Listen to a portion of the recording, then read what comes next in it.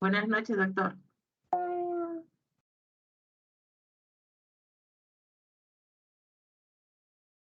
Doctor, no se le escucha el audio.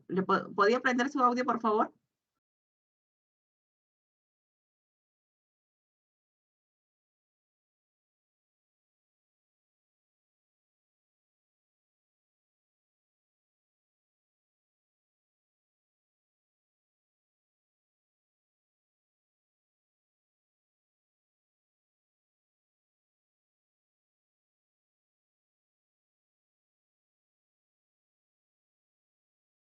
Doc- Doctor, buenas noches. ¿Podría poner?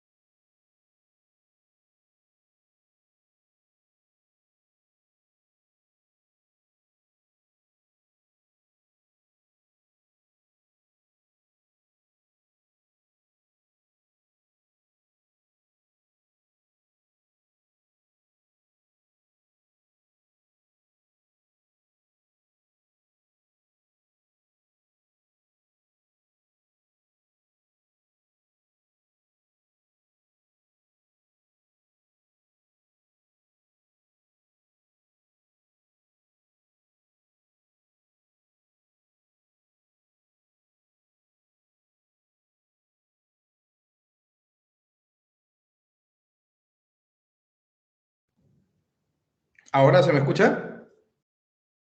Sí, doctor, ya le escuchamos. Perfecto, Ok. perfecto.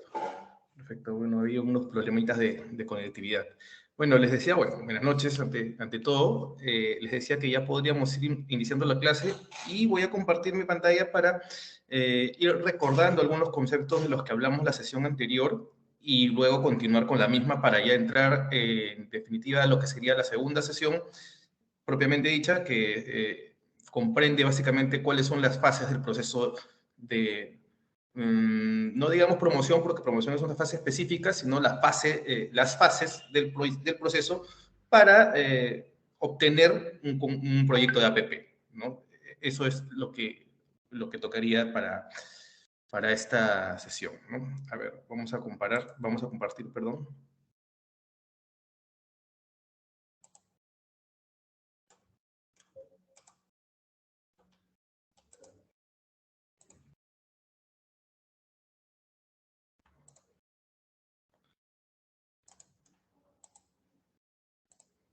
¿Me avisan, por favor, si pueden ver la presentación? Sí, doctor, Sí, sí lo se podemos observa. observar. Perfecto, perfecto. Entonces, rápidamente para ir recordando y para ir ya entrando a lo que es esta sesión, vamos a recordar algunas cositas bastante puntuales de las que hablamos el viernes pasado, ¿no? Primero, bueno, como les decía, la importancia de la infraestructura, ¿no? El Estado es quien tiene la obligación de proveerla y para ello, debido a la escasez de recursos y a la problemática que enfrenta el Estado como gestor mismo, se vale de instrumentos para poder proveerlas. Uno de estos instrumentos, a fin de cerrar la gran brecha de infraestructura que tenemos, son las APPs. ¿No? Voy a poner por aquí el punterito. Estas son las APPs. ¿Qué son las APPs? Básicamente es una asociación de carácter contractual donde interviene un público, una parte pública, una entidad pública y un privado, ¿no? Para el desarrollo, provisión o gestión de infraestructura o servicio público. Tienen como característica ser a largo plazo, incorpora experiencias, conocimientos, equipos y tecnología del sector privado. Las características básicas son las transferencias de riesgo, el largo plazo, la elevada inversión y el compromiso de las partes, ¿no? Y hablamos también de los principios de las APP, que normativamente son los que están aquí, son 8, pero principalmente, bueno, discutimos algunos, pero los principales, los más dramáticos, digamos, son la adecuada distribución de riesgos, ¿no? Que en una APP es bastante evidente y como les comentaba, en riesgo se distribuye o se adjudica a la parte que está en mejor condición para poder afrontar el riesgo y para poder mitigar las consecuencias en caso este riesgo se materialice. Sea privado o sea público. Como dijimos, al interior de una APP, el público y el privado actúan en igualdad de condiciones, con obligaciones por cumplir y con derechos por ejercer, ¿no? Y todo eso está plasmado en el texto contractual. Y el valor por dinero es que es importantísimo también, que es lo que nos va a permitir, es el comparativo que nos va a permitir tomar la decisión como nosotros, como entidad pública, digamos, para poder definir si es que un proyecto es más rentable, más económica y socialmente rentable, ejecutarlo por una APP o ejecutarlo por una obra pública. Hablamos de los beneficios de las APPs, en comparación también con cómo cierra esta brecha de infraestructura, y también terminamos, si no me equivoco, con lo que no sería una APP. Entonces, continuando la sesión del día viernes, vamos a hablar de las modalidades de las APP. Bueno, principalmente, en general, de las modalidades de participación privada. Hay diferentes enfoques, como les comentaba, en una APP intervienen actores multidisciplinarios, cuyo enfoque puede hacer que veamos de manera distinta el concepto, pero básicamente la realidad es una, ¿no? Y es lo que le da la naturaleza de la APP y la característica propia de la APP, en lo que básicamente todos coinciden. De acuerdo con las modalidades en el marco de la participación privada, es decir, si ven esta flechita, vamos de la menor participación privada a la mayor, ¿no? Evidentemente, en la obra pública hay casi una nula participación privada, ¿no? Luego también tenemos a los contratos de administración, que son los contratos de gerencia, el outsourcing, que es básicamente un gerenciamiento externo, es decir, yo como entidad, o como en general, como una empresa, como una persona jurídica, puedo tercerizar, por ejemplo, la gestión de recursos humanos de la empresa, ¿no? Eso sería un contrato, un outsourcing. Digamos, estas dos, donde hay participación del privado, pero de manera bastante tangencial o bastante particular, no constituye APP. Luego, yéndonos al otro extremo, donde la participación privada es envolvente, digamos, ¿no?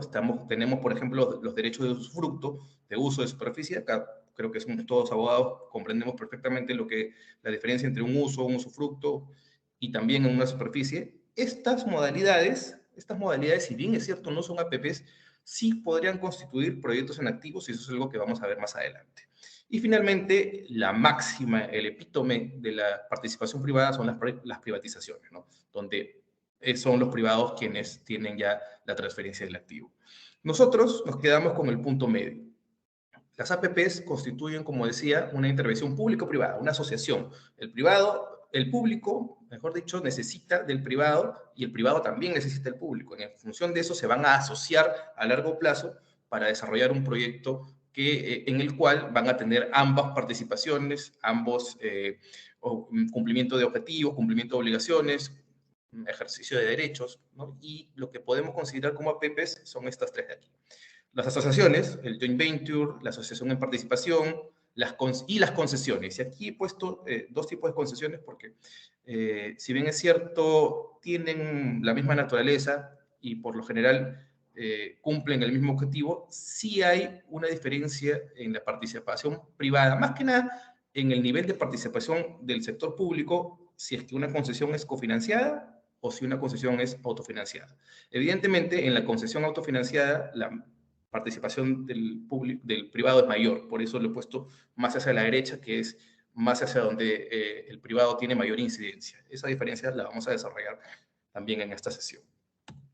También hay otra diferenciación en cuanto a modalidades de APPs, esta vez desde el activo. O sea, el activo es, digamos, lo que se traslada o sobre lo cual se asocian el privado y el público, ¿no? Puede ser el servicio público, puede ser, claro, que acá de repente activo podemos, es un término que pueda llevar a confusión porque en estricto el activo es un bien, ¿no? Es un bien que puede ser de titularidad del Estado o del privado en caso de una privatización, pero aquí también vamos a ver cuáles son las diferencias entre las asociaciones público-privadas desde el activo.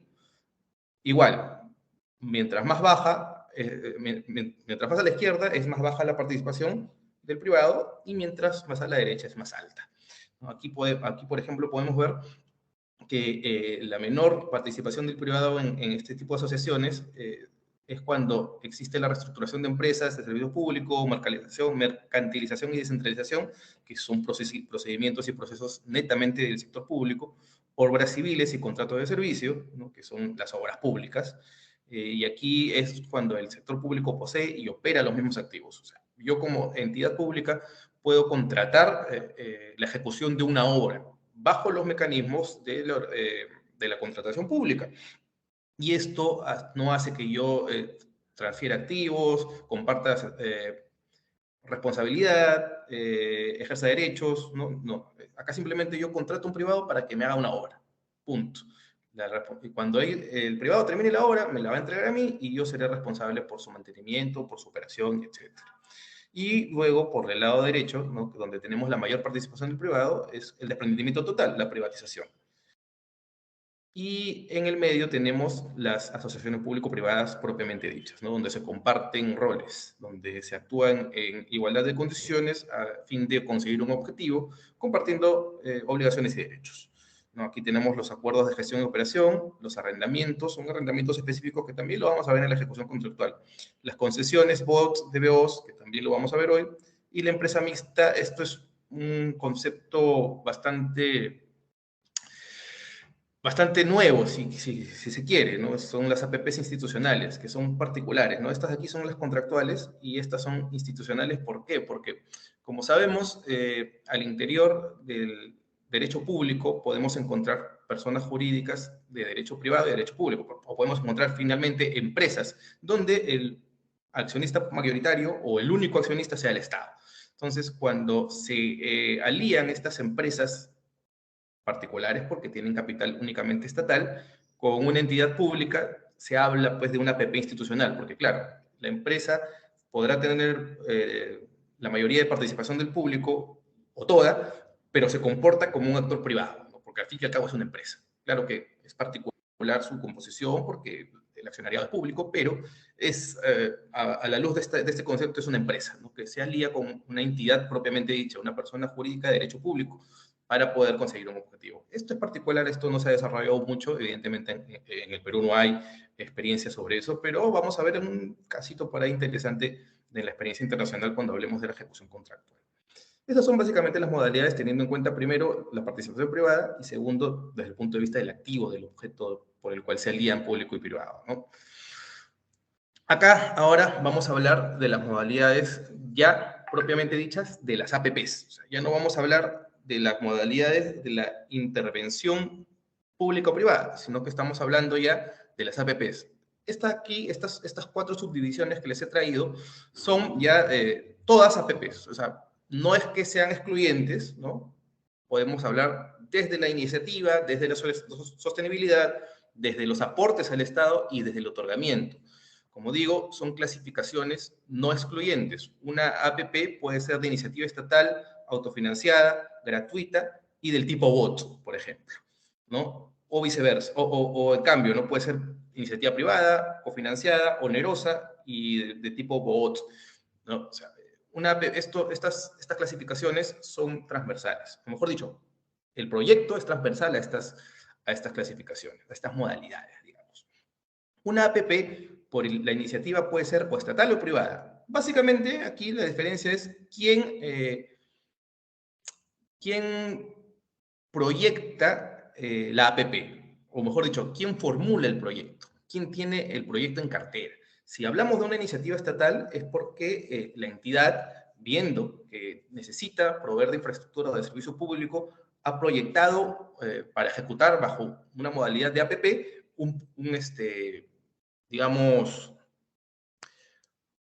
un servicio, o mejor dicho, la provisión del servicio de agua potable, digamos. Entonces, la entidad, hablemos de una municipalidad, ha proyectado hacerlo por APPs. Entonces, en este caso, la iniciativa sería estatal porque es la entidad quien ha proyectado este servicio para ejecutarlo como APP. Y como lo ha proyectado, ha realizado estudios, ha ejecutado el comparativo valor por dinero para saber si es que es más convincente, o mejor dicho, más rentable social y económicamente hacerlo por APP. Entonces, hay una cartera que las entidades tienen. Hemos hablado en la clase pasada, claro, de manera tangencial sobre el IMIAP, que hoy vamos a profundizar en ello, que es el informe multianual de inversiones en APPs. Todo proyecto que se vaya a desarrollar por APP tiene que estar en este informe multianual. Este informe multianual comprende o corresponde a cada entidad. Entonces, si yo, por decir, como entidad, tengo una cartera de proyectos de los cuales el 50 o 60% considero yo, bajo los estudios que he hecho, estudios bastante preliminares ciertamente, que deben desarrollarse por APPs, deben estar en este IMIAP. Entonces, convengamos que cuando una iniciativa es estatal es porque es la propia entidad la que ha notado la necesidad de proveer un servicio o una infraestructura por medio de una APP. Y él es el quien lo ha proyectado. Lo ha proyectado y ha realizado estudios preliminares para tenerlo en su cartera de proyectos y para ofrecerlo al privado que podría estar interesado en este tipo de proyectos. O sea, la iniciativa es estatal porque parte de la necesidad, y no digamos necesidad, porque en la privada también evidenciamos una necesidad, solamente que la iniciativa es de la entidad, o sea, parte de la entidad, y la entidad, y la iniciativa estatal y privada se diferencian solamente en quién tiene o quién presenta el proyecto, porque va a llegar un momento en el que van a confluir en el desarrollo del proyecto APP. O sea, simplemente es quién tiene la iniciativa, quién tiene la proactividad, quién tiene o quién evidencia la necesidad, si es el Estado o el privado. Esta iniciativa estatal, como digo, parte del Estado, pero es propuesta al mercado para ver cuál privado puede interesarse en ejecutar esa iniciativa estatal. En contraparte, la iniciativa privada, pues, parte, como el nombre lo dice, y es evidente también, que parte, valga la redundancia, del privado. Es el privado el que presenta este proyecto ante la entidad competente, ¿no? En este caso, por ejemplo, hemos hablado la sesión pasada bastante sobre, o hemos incidido en bastantes ejemplos sobre un tipo de proyecto que son carreteras o autopistas concesionadas. Entonces, por ejemplo, si yo como privado tengo pues mi expertise, tengo espaldas bastante anchas económicamente y especializadamente para proponer una autopista, digamos, la brecha en infraestructura para el tráfico rodado es bastante amplia, pero se me ocurre, por ejemplo, si yo quisiera unir en una vía rápida, digamos, o quisiera ejecutar la continuación de la vía expresa, la vía expresa termina o inicia en el centro de Lima, termina en Barranco. Si yo quiero unir la vía expresa con, digamos, la Panamericana Sur, pasando por San Borja, Surco, sí, básicamente San Borja, Surco, no sé si se me pasa por ahí algún escrito, pero si quiero unirlas, entonces yo planteo este proyecto, que es un proyecto interesante, ¿no? Les digo, bueno, yo tengo este proyecto, me parece que está bajo tu competencia, Municipalidad de Lima, digamos, te lo presento, esta es la iniciativa, y la entidad se encargará de verificar si es que corresponde a sus necesidades. Esta iniciativa privada debe ser incorporada a la cartera de proyectos que se encuentra en el IMIAP, en el Informe Multianual de Inversiones en APPs, porque de otra manera no podría ser parte de un proceso para la consecución de esta APP. O sea, ciertamente parte del privado, pero es la entidad quien tiene que no hacer lo suyo, sino que verificar que corresponde a una necesidad de la entidad y que es ejecutable por APPs. Entonces, a partir de ahí, lo incorpora en el IMIAP y luego ya sigue el trámite que hoy vamos a tratar cuando hablemos de las fases de las APPs. Luego, por sostenibilidad, están las APPs autofinanciadas y cofinanciadas. Aquí el factor diferencial es si es que estos proyectos se pueden sostener solos o se pueden financiar solos o necesitan de la participación financiera del Estado. Cuando una APP es autofinanciada, cuando se dice que es autofinanciada es porque el proyecto per se puede mantenerse a lo largo del tiempo. Si tenemos una autopista concesionada a 30 años que cobra peaje para la operación y mantenimiento, entonces se dice que es una autofinanciada porque el Estado no pone ni un solo, simplemente otorga en concesión estas autopistas o este terreno para la ejecución de una autopista nueva y mediante el cobro de la tarifa de peaje, el concesionario va a mantener y va a operar estas autopistas, y también va a generar algún tipo de beneficio porque evidentemente el privado busca una rentabilidad económica, ¿no? Pero el Estado no va a poner ni un tipo de garantías, ningún tipo de garantías financieras o no financieras. Hay ciertamente algunos límites de los que vamos a hablar en la ejecución contractual, donde se podría decir que son autofinanciadas incluso si el Estado tiene una garantía pequeña, menor al 5% del costo total o del costo de inversión del proyecto. Y se dice que son cofinanciadas cuando se necesita, el Estado participa financieramente, otorgando garantías o haciéndole un pago al privado. Ejemplos. Un ejemplo de APP autofinanciada lo tenemos en las concesiones viales de Lima, ¿no? Rutas de Lima o vías nuevas de Lima, que son las panamericanas, y la línea amarilla, que es la vía de evitamiento, y el túnel de la línea amarilla, son autofinanciadas porque el Estado no ha puesto financieramente, no ha puesto ni un dólar, ni un sol, ¿no? Entonces, estos proyectos se sostienen con el con el cobro de la tarifa de los peajes. Cofinanciadas, por ejemplo, tenemos la interoceánica. La carretera interoceánica es una cofinanciada. ¿Por qué? ¿Y por qué? Bueno, la lógica, evidentemente, de que un proyecto pueda sostenerse a sí mismo o que no, es lo atractivo que pueden ser estos proyectos para el privado. Como decía, el privado busca siempre la renta, no siempre, pero bueno, su sentido de existencia es la rentabilidad económica, busca la rentabilidad económica. Entonces, si tenemos una carretera interoceánica cuyo estudio de tráfico arroja de que no es rentable debido a los carros o a los autos o a los motorizados que van a pasar por esa carretera en los próximos 20 años, si no es rentable, entonces la entidad decide ejecutar una serie de pagos o establecer una serie de garantías para que esto pueda ser más rentable o que funcione apelando a la rentabilidad económica para el privado.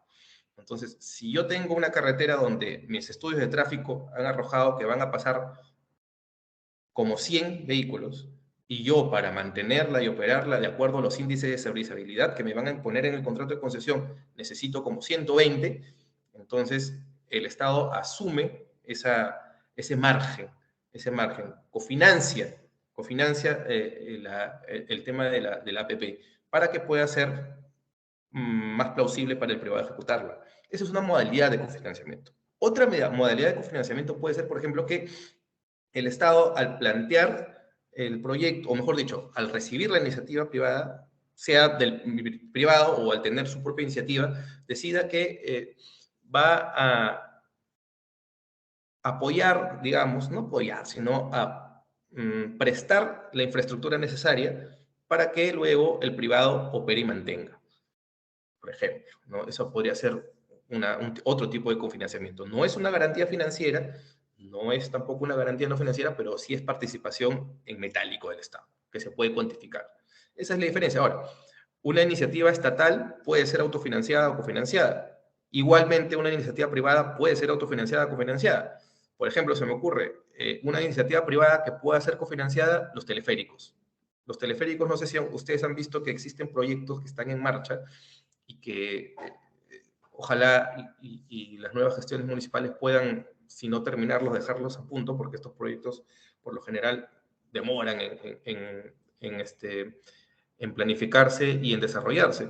Pero, por ejemplo, los teleféricos no podrían ser, a pesar de que es una iniciativa privada, no podrían ser autofinanciados porque, de ser así, o sea, los teleféricos están proyectados para financiarse con el cobro de los pasajes, digamos, los pasajes por cada usuario, ¿no? Y tienen más o menos un estudio de demanda.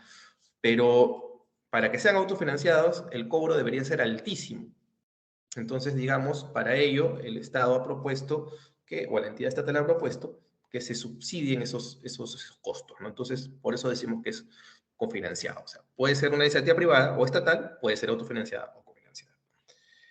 De acuerdo con los aportes al Estado, aquí hay que diferenciar. Una cosa es la sostenibilidad, donde el factor diferencial son los aportes financieros del Estado, y otra cosa son los aportes al Estado. Es decir, una concesión o una APP donde el privado, más allá de las obligaciones que tenga, tiene también, o mejor dicho, una de las obligaciones que ostenta es el pago a la entidad, ¿no? Si existe un pago, más allá, como digo, de las obligaciones y derechos que se ejercen en el marco del objeto de la asociación público-privada, si existe un pago periódico al privado, se dice que es onerosa. Si no existe, es gratuita. Y es cofinanciada también, podría ser cofinanciada también en caso este pago sea condicional a los aportes que pueda hacer el Estado en el marco de una APP cofinanciada. Ejemplos, por ejemplo, la concesión de línea amarilla, ¿no? Línea amarilla tiene dos secciones, la vía de evitamiento y el túnel de la línea amarilla. Los vehículos que transcurren por la vía de evitamiento, la tarifa que pagan, el 7% de la totalidad, el concesionario se lo retribuye a la Municipalidad de Lima. O sea, de todo lo que se cobra en la vía de evitamiento, el 7% va para la Municipalidad de Lima. Entonces se dice que es una APP onerosa.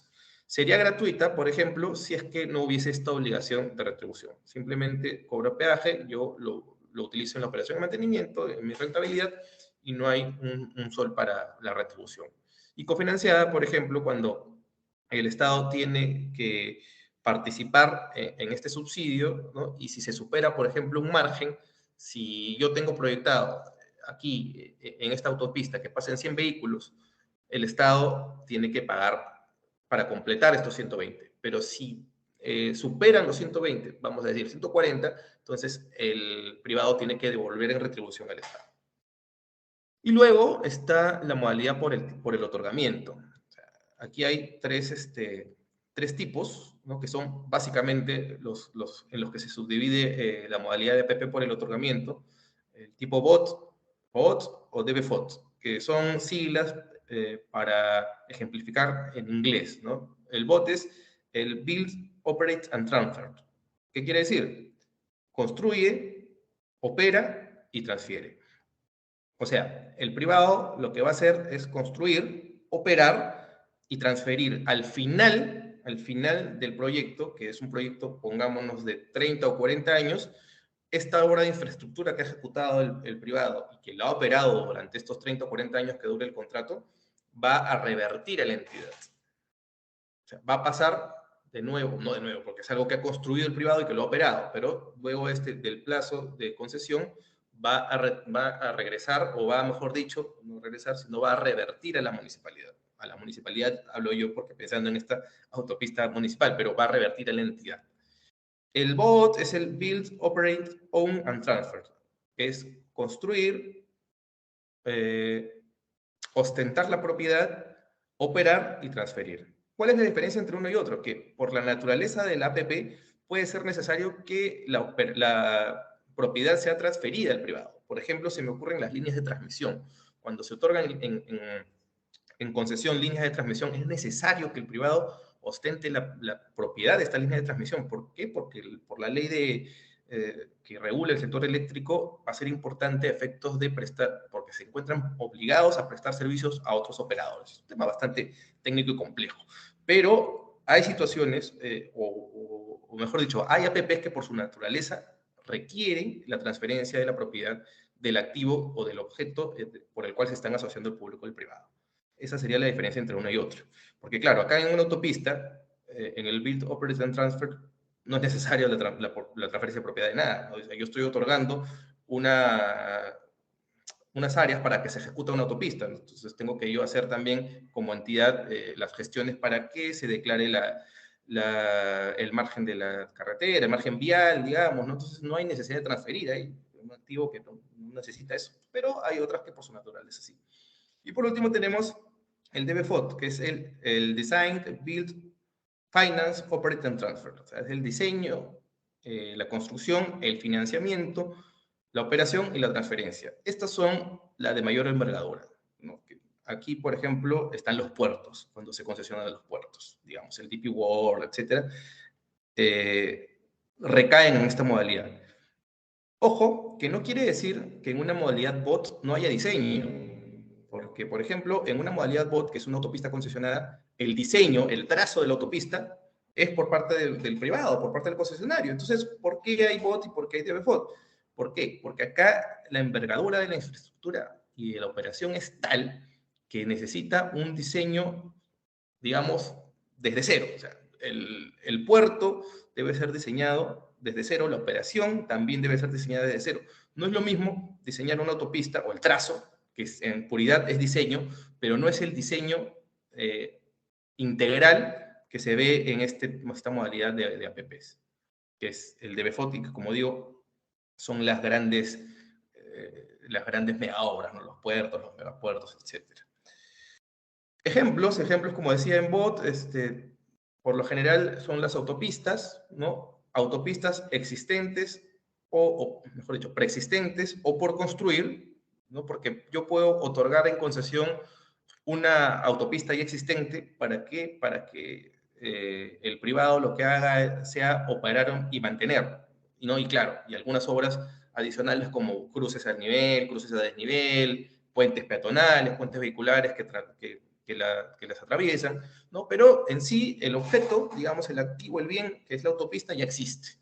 Entonces, yo simplemente estoy concesionando la operación y el mantenimiento, ¿no? En la BOT, por ejemplo, podría ser las líneas de transmisión, como ya mencioné, y los otros megapuertos.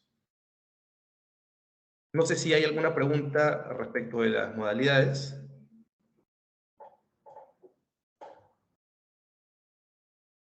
No, Bien, no, no. bien, sigamos entonces. Aquí lo que quería hacer no es un comparativo per se, pero sí hay algunos aspectos que nos pueden ayudar a determinar la diferencia entre una APP y una obra pública. Más allá de lo que ya hemos hablado, ¿no? De que la APP tiene una tendencia a largo plazo, la responsabilidad es compartida, digamos, los riesgos son compartidos, hay obligaciones y derechos de una y otra parte, ¿no? Y aquí podemos quizás resumir y apuntalar un poco más en ello. En el ciclo de vida se diferencia una APP de una obra pública porque la APP considera todo el ciclo de vida del activo, la visión de largo plazo, y la obra pública se centra en la construcción, corto o mediano plazo.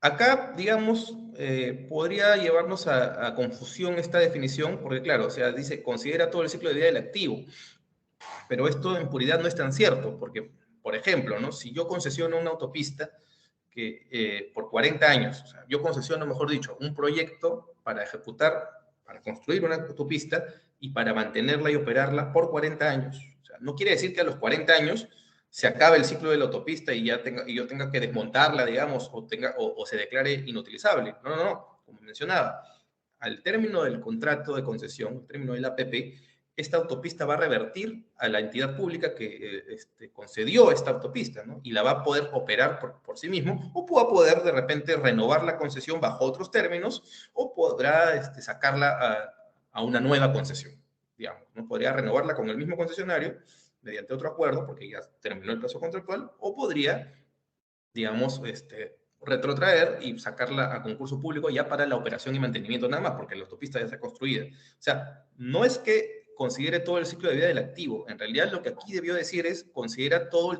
el ciclo de vida del proyecto. Los 40 años, la construcción, que es la parte más corta, y la operación y mantenimiento, que es el plazo más largo, ¿no? A diferencia, en contraparte, la obra pública se centra simplemente en la construcción. Si yo por obra pública decido construir una carretera que considero necesaria, el privado o en quien yo designe la construcción se va a encargar de eso, de construirla y entregármela. Y yo seré el encargado de mantenerla y operarla. Pero al entregármela, se acabó el contrato de obra pública, se acabó la obra pública, el privado o el quien haya hecho la obra pública se retira y es el Estado quien se encarga de su operación y mantenimiento, ¿no? Esa es la diferencia. El ciclo de vida del proyecto, no del activo. Aquí hay un error mío, no es del activo, es del proyecto. Luego está la gestión de riesgos, ¿no? Como les decía, en una APP es crucial, es determinante, es característico la distribución del riesgo, ¿no? Porque ambas partes, al tener obligaciones y derechos, van a también asignarse cada una los riesgos que en mejor condición están para poder asumir.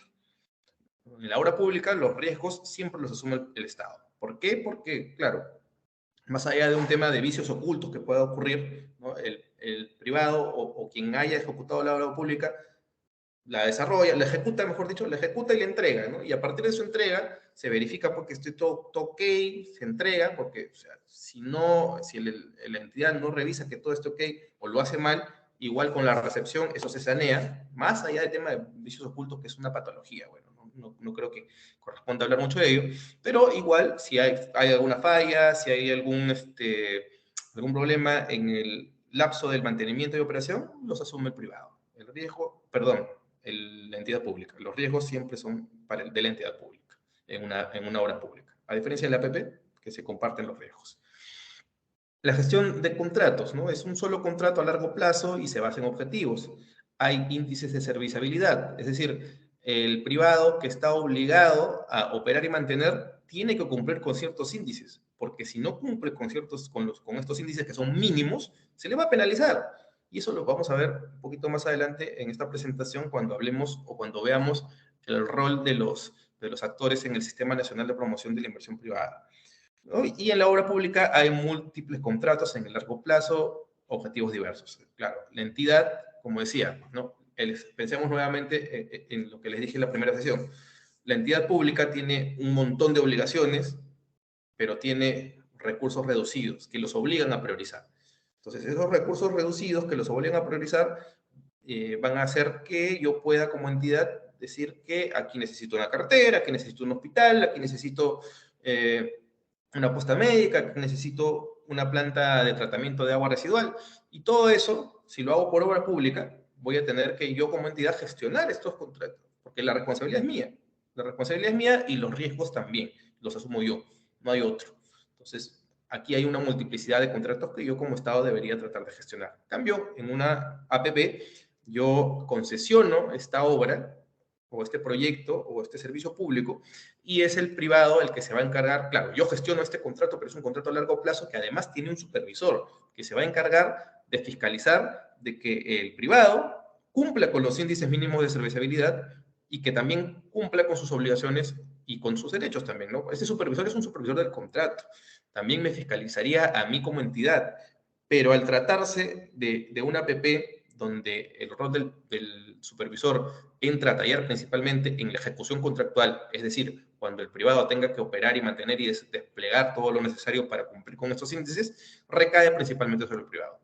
O sea, yo cuando concesiono, no solamente concesiono la operación y mantenimiento, sino también estoy delegando la supervisión y fiscalización en un tercero que se supone imparcial, ¿no? Que va a ser cumplir estos índices a los que se ha comprometido el privado. La responsabilidad del contrato, como decía hace un momento, ¿no? En el APP hay un solo responsable, que es el privado, porque la ejecución contractual principalmente va por el tema de la operación y mantenimiento, y en la obra pública hay múltiples responsables de cara a mí como entidad. O sea, yo tengo que gestionar los diversos contratos que como entidad he suscrito para el desarrollo de las obras. Y claro, no hay pues un supervisor único, ¿no? Más allá de las entidades de control, no hay un supervisor único que se encargue de que esta obra en su vida o en su periodo digamos, de operación pueda cumplir con ciertos índices de serviciabilidad. La gestión presupuestal, en las APPs hay instrumentos plurianuales con garantías de pago, todo está planificado, eso lo vamos a ver ahora en cuanto hablemos de las fases de las APPs. Como también les decía en la primera sesión, es importante considerar de que más allá de que el Estado se asocie con un privado en una APP, porque una de las cosas que les falta son los recursos necesarios para estas obras, más allá de que eso es así, no quiere decir que que la entidad pública no comprometa sus recursos, ¿no? Como les decía, hay obligaciones contractuales y legales, porque eso ya es normativo, que tiene que cumplir la entidad pública en el marco de una APP. Por ejemplo, la liberación de tierras, ¿no? Las expropiaciones, la liberación de interferencias, las tiene que cumplir la entidad pública. Entonces, para ello necesitas recursos. Y tú, cuando te asocias con un privado, no puedes comprometer tus recursos que están priorizados para otro tipo de cosas. No puedes comprometer digamos, tu salud presupuestal, si se quiere. Y en la obra pública, bueno, todo está en la ley de presupuesto, ¿no? En la ley de presupuesto se saben que es un cajón desastre donde cabe todo. Ahí se mete todo lo que supuestamente se necesita. Es un desorden. Bueno, y acá hablamos de la calidad. En una APP es conocida, gestionable, exigible y punible, como decía, ¿no? El privado tiene la obligación de cumplir con ciertos índices mínimos, ¿no? Entonces, eso nos lleva a decir que la calidad debe ser reconocida, gestionable, exigible por el supervisor y punible en caso no los cumpla, ¿no? En la obra pública es difícil reconocerla o exigirla, ¿no? Porque soy yo como privado, como público, el que se encarga de la operación y mantenimiento y en muchos de los casos no hay abasto ni presupuestal, ni humano, ni de gestión. Ahora pasamos al siguiente subtema, que es la evolución del marco normativo, y aquí sí no me voy a detener mucho porque considero que, bueno, acá están las normas, ¿no? Las normas son las que son y podemos revisarlas en cualquier momento, ¿no? O sea, yo no voy a hablarles, salvo algunos aspectos muy puntuales, sobre lo que dice la norma. Lo que yo quiero transmitirles es cuál es la naturaleza, la razonabilidad de los proyectos PP y sus aspectos más importantes, que ciertamente podemos encontrarlos en las normas, ¿no? Eso no es excluyente, pero el detalle lo podemos revisar, ¿no? Y sí me pareció importante hablar de la evolución del marco normativo porque la APP es un mecanismo relativamente moderno, relativamente nuevo, ¿no? Como APP propiamente dicha, normativamente hablando, existe desde el 2015, con el 1224. Porque claro, en el 2008 es la primera ley, pero vamos a hablar en orden para no perder la relación.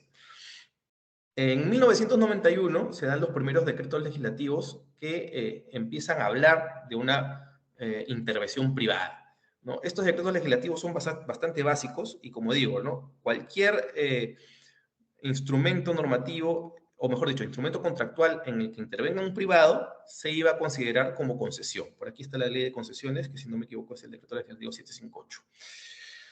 Entonces, cualquier intervención privada en un contrato a mediano o largo plazo se consideraba como una concesión. Por ejemplo, si yo como Estado tengo un terreno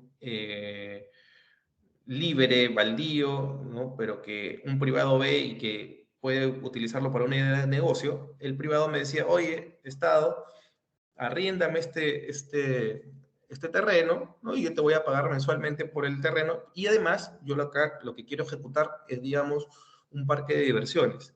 Y los ingresos del parque de diversiones, de los ingresos yo te voy a retribuir un porcentaje. O sea, yo como Estado simplemente estoy poniendo a disposición del privado un terreno, un activo, digamos, ¿no? Que no es en realidad una APP, porque una APP tiene como principal motivación y principal objetivo, esto por favor que les quede bien claro, cerrar brechas de infraestructura de servicio público. Entonces yo, al disponer de un activo para otorgarlo en alquiler a un privado por un tiempo determinado y a cambio de una retribución mensual, que además es variable porque me va a dar lo que ingrese por ese futuro parque de diversiones, eso no es ninguna APP, ¿no? Pero para ese entonces, donde cualquier intervención de un privado en un contrato a mediano o largo plazo se consideraba como concesión, sí lo era. Entonces luego va evolucionando. En el 96 se juntan todas las disposiciones sobre las concesiones, ¿no? Y se decreta el decreto supremo, valga la redundancia, 05996, de todas las concesiones. Luego pasa un largo tiempo, acá como vemos, 17 años sin cambios, ¿no? Porque aquí básicamente, bueno, el contexto ya lo sabemos, ¿no? En 1991 era el primer año del gobierno del presidente Fujimori y se trajo un cambio de paradigma, ¿no? Siguiendo los consejos del consenso de Washington para liberalizar la economía, ¿no? Entonces se emitieron una serie de decretos donde precisamente se buscaba, al menos desde el punto de vista de las concesiones, de la intervención del privado, se buscaba promover esa participación del privado. Entonces hay 17 años sin cambios y luego en el 2008, en el segundo gobierno de Alan García, se decreta el decreto legislativo 1012, la ley marco de APPs, que es la primera norma peruana que habla ya de APPs como lo que, o mejor dicho, primitivamente de lo que conocemos ahora como APPs. Es el primero que habla de eso. Sin embargo, no terminaban de ser de APP porque no hablaban mucho sobre el cierre de brechas en la infraestructura y servicio público, Luego en el 2015 con el 1224, el marco de promoción a APPs y proyectos en activos es cuando se habla más sobre esto, ¿no? Es un cambio bastante significativo, si bien es cierto, del 1012, que es el primero que habla de APPs, el 1224 cambia el paradigma, ¿no? Cambia el paradigma dentro del marco de lo que es una APP. Y luego ya vienen las modificaciones posteriores, ¿no? La 2016, la 1251, que modifica el 1224, y el 2018, que se emite el decreto legislativo 1362, que es el actual decreto legislativo, la ley marco de promoción de APPs y proyectos en activos y su reglamento, que ciertamente no hay un cambio significativo como del 1012 al 1224, pero sí incorpora algunas novedades, digamos, ¿no? Algunas novedades. Esto es básicamente lo que, o grosso modo, lo que ha surgido en temas normativos en cuanto a las APPs. En el 91 empiezan los decretos legislativos que hablan de las concesiones, luego en el 2008 la primera ley de APPs, el 2015 ya una APP más o menos como la conocemos ahora, y luego su modificación, y actualmente la ley que nos rige, el decreto legislativo 1362. Aquí hay una pequeña pirámide donde podamos ver la jerarquía normativa en APPs, ojo, en APPs. O sea, lo primero es la Constitución es la que permite el desarrollo de la iniciativa privada, el desarrollo de la promoción de la inversión privada, y luego está la Política Nacional de Promoción de la Inversión Privada. O sea, decía, es una jerarquía normativa en APPs, porque claro, nosotros como abogados sabemos, pues, ¿no?, que un decreto supremo no puede estar por encima de un decreto legislativo que tiene el rango de ley, ¿no? Entonces, decir, oye, ¿qué te pasa? ¿Cómo vas a poner un decreto supremo por encima de un decreto legislativo? Pero aquí estamos hablando de la jerarquía normativa en APPs y por qué este decreto supremo está pie juntilla de la Constitución, porque es el que aprueba la Política Nacional de Promoción de la Inversión Privada. O sea, es como, digamos,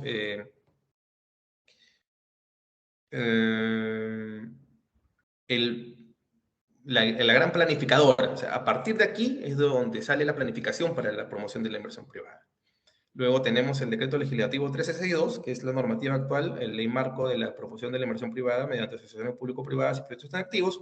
Su reglamento, el decreto del Supremo 240-2018, y aquí he incorporado algo que es bastante reciente, el decreto legislativo 1543 y su reglamento, que el decreto legislativo 1543 ha sido emitido en marzo de este año y el reglamento recién, hace poco más de un mes, en septiembre, ¿no?, que modifica el 1362 y trae algunas modificaciones importantes, sobre todo en materia de ejecución contractual, que es lo que vamos a hablar en la tercera sesión.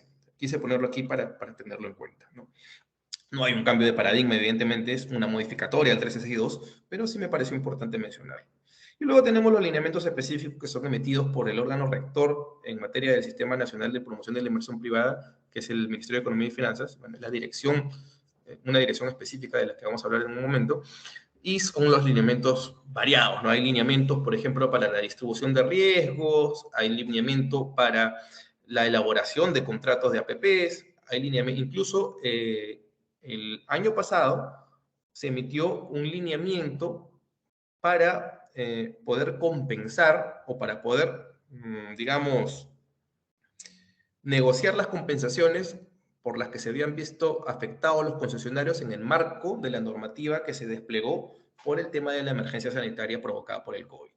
Entonces, estos lineamientos permitían acordar con los concesionarios cómo afrontar estas pérdidas evidentes que surgieron en el marco de estas leyes restrictivas, ¿no? Existen también lineamientos, como dije, bueno, ya dije lo de la distribución de riesgo, lineamientos para comparar el valor por dinero. Existen varios lineamientos que son emitidos por el ente rector del Sistema Nacional de Promoción de la Inversión Privada, que es el Ministerio de Economía y Finanzas. Vamos a hablar un poco a manera de introducción de este Sistema Nacional de Promoción de la Inversión Privada, para luego ya pasar al descanso. Voy a tratar de dar rápido esta introducción a lo que viene siendo el Sistema Nacional de Promoción de la Inversión Privada, que es un sistema funcional, no es un sistema administrativo.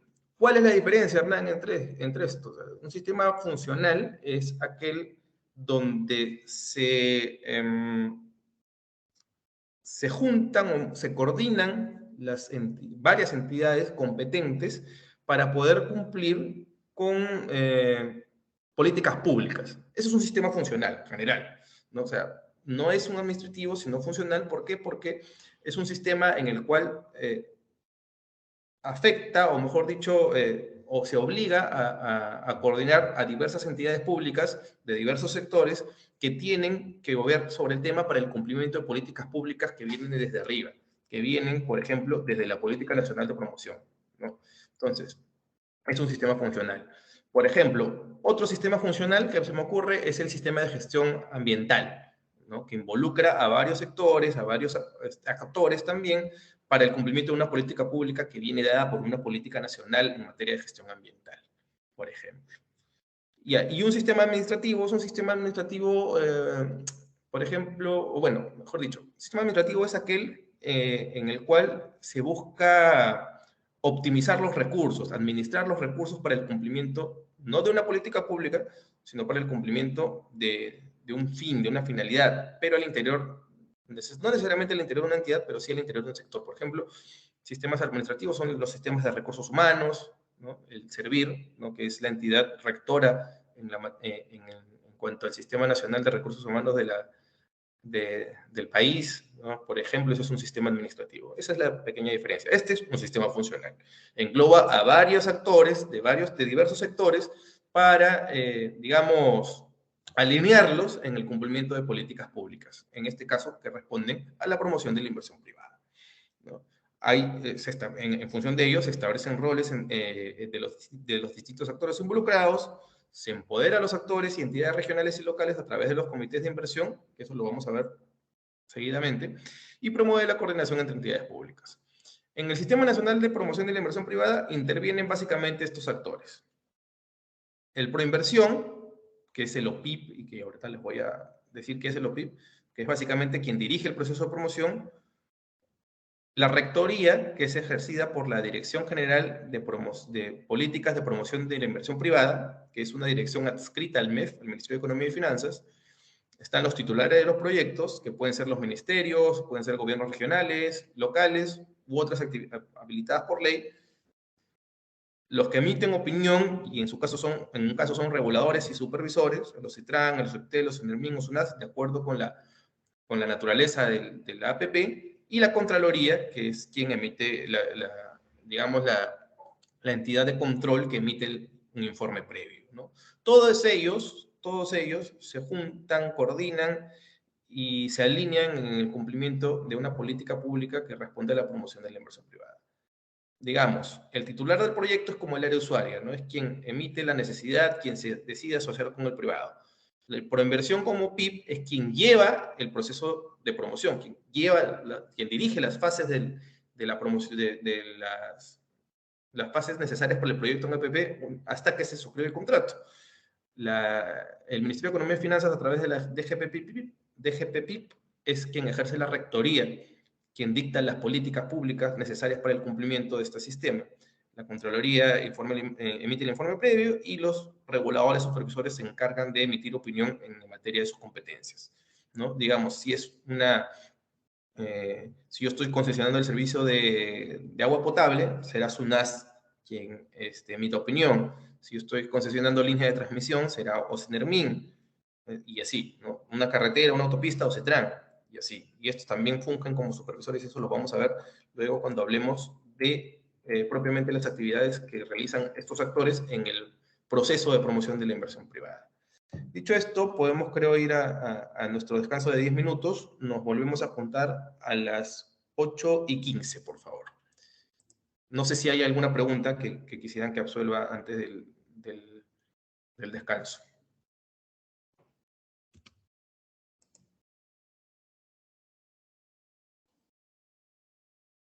Parece que no, está todo claro. Entonces nos vamos al descanso y nos encontramos 8:15, por favor, para continuar. Gracias.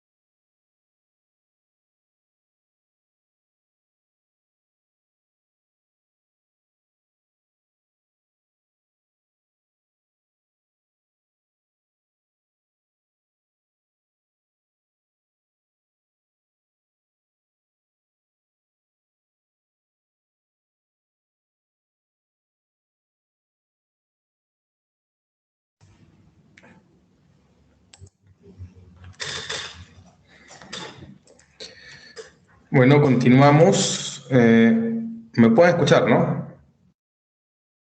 ¿Sí? ¿Todo ok? Sí, sí, Perfecto. conforme. Perfecto. Voy a compartir.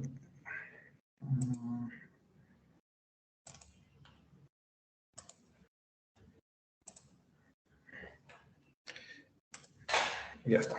Entonces, sigamos. Como les decía, el Sistema Nacional de Promoción de la Inversión Privada es uno funcional, ¿no? No es un administrativo, es funcional que tiene varios actores que coordinan para la consecución de una política nacional.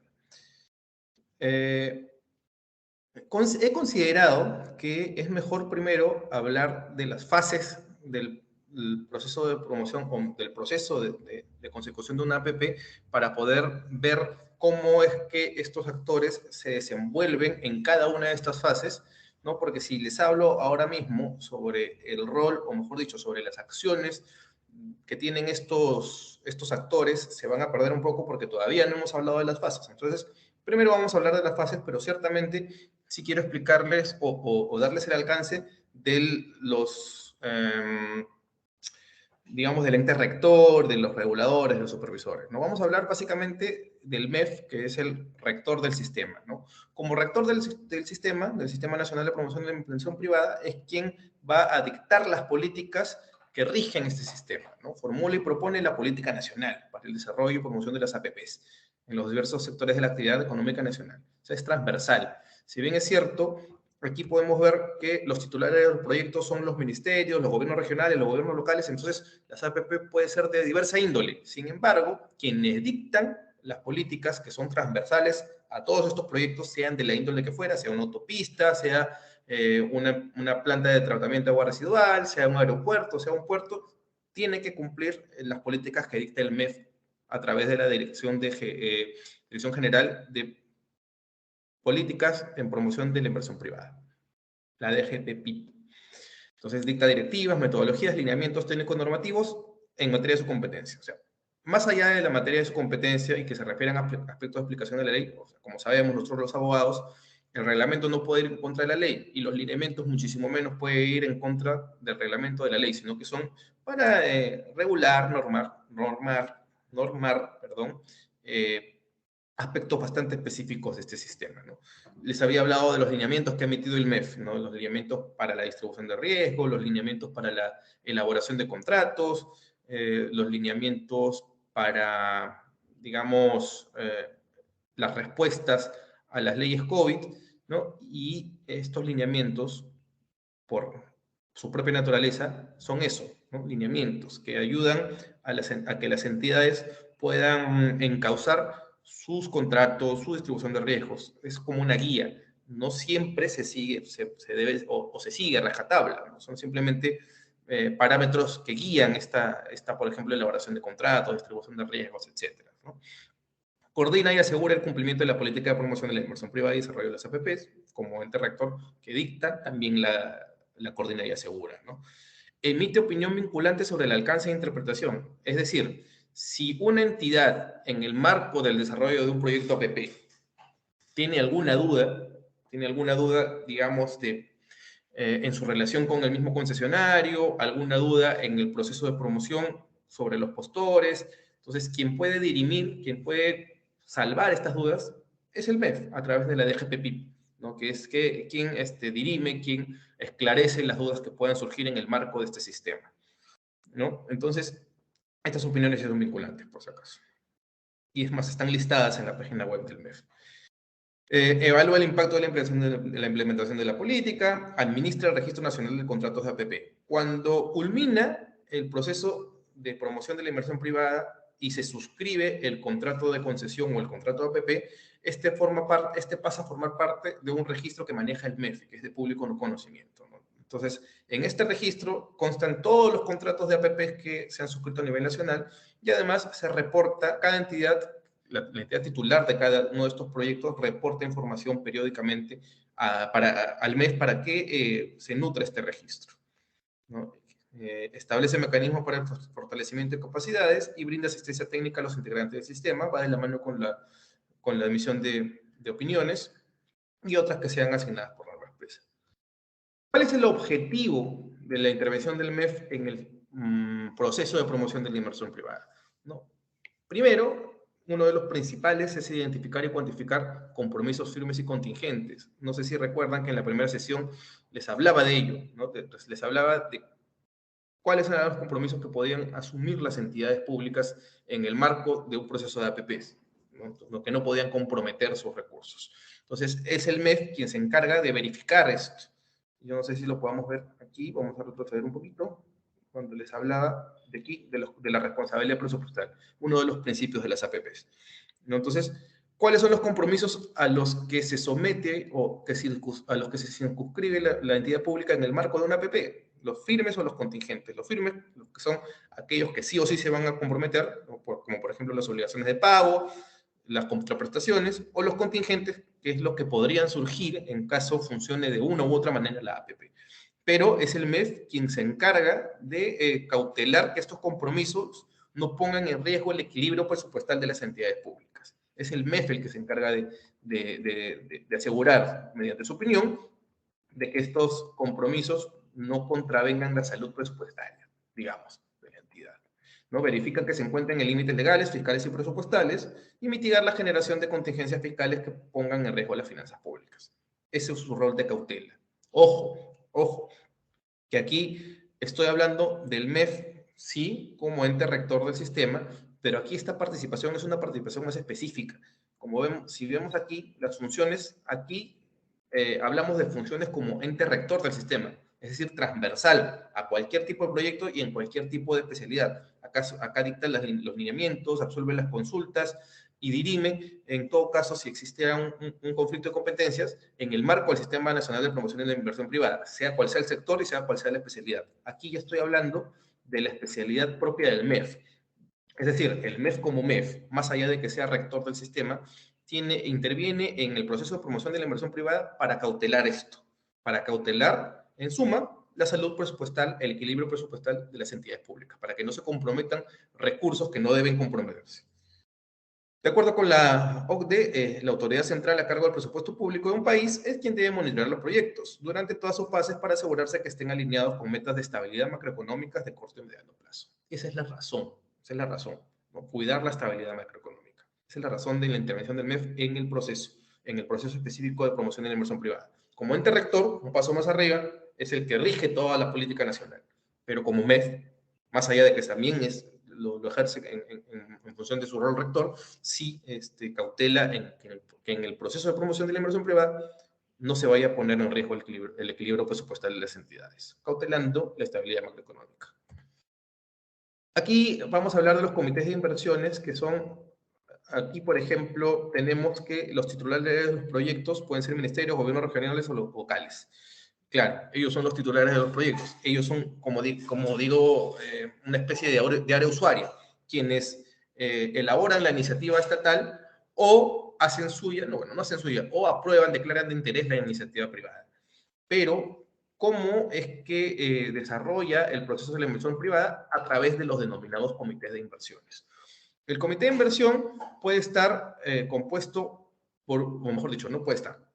Tiene dos tipos de funciones, como OPIP y como órgano de coordinación. El OPIP es básicamente aquel organismo de una entidad que desarrolla o que lleva adelante el proceso de la promoción de la inversión privada, ¿no? Aquí vamos a distinguir algo, vamos a hacer una distinción, y esto es algo que ha buscado cambiar, o mejor dicho, especializar el decreto legislativo 1543, que es el que decía que se ha emitido hace poco. ¿Por qué? Porque si vemos esta figurita, aquí vemos que los titulares de los proyectos son unos y la proinversión, donde vemos ahí que dice OPIP, es otra. ¿Qué pasa? Que Proinversión en un primer momento surgió como ente rector del Sistema Nacional de Promoción de la Inversión Privada. Era Proinversión, bajo la luz del decreto legislativo 1012, que es el del 2008, era Proinversión quien regía la política pública del Sistema Nacional de Promoción de la Inversión Privada. A raíz del 1224 es que se cambia de paradigma, decía yo, y uno de estos cambios sustanciales es que del proinversión ser el rector del sistema pasa a ser el MEF a través de una dirección. La finalidad o la razonabilidad, mejor dicho, responde a que a partir de la 1224 se trató de cautelar más allá de la inversión privada, de los riesgos y del tema que ya conocemos y del que hemos hablado en materia de APPs, cautelar también los compromisos fiscales, ¿no? Cautelar los compromisos fiscales y tratar de darle una visión más, o sea, tratar de evidenciar que el riesgo, más allá del riesgo contractual en el marco de una APP, también la entidad pública debería ocuparse del riesgo en función de los compromisos que adquiere en el marco de las APPs. Básicamente esa es la naturaleza del cambio, de este cambio, porque hubo unos mucho más sustanciales o tan igual de sustanciales, ¿no? Pero el cambio de ente rector de Proinversión al MEF persiguió esa finalidad. Entonces, Proinversión pasó de ser el ente rector a funcionar simplemente como PIB, es decir, como el organismo de promoción de inversión privada, como aquel que se encarga de llevar el proceso. Es decir, hay un titular del proyecto, que puede ser un ministerio, un gobierno regional o local. No hablemos de los gobiernos regionales y locales, vamos a hablar de los ministerios, de los sectores. Entonces, si el Ministerio de Vivienda, Construcción y Saneamiento tiene una APP o un proyecto de APP para una planta de tratamiento de agua residual, tiene una iniciativa privada o estatal que va a ejecutarse por APP, entonces va ante Proinversión y le dice: Proinversión, tengo este proyecto, tú como PIB del Estado peruano tienes que llevarme el proceso de promoción, dirige el proceso de promoción. Y Proinversión lo que va a hacer es llevar a cabo el proceso, ¿no? Va a llevar de la mano, digamos, al privado y al público a través de las fases del proceso de promoción de la inversión privada, hasta la suscripción del contrato. Esto no funciona del mismo modo al interior de los gobiernos locales y regionales. Al interior de los gobiernos locales y regionales se forman estos comités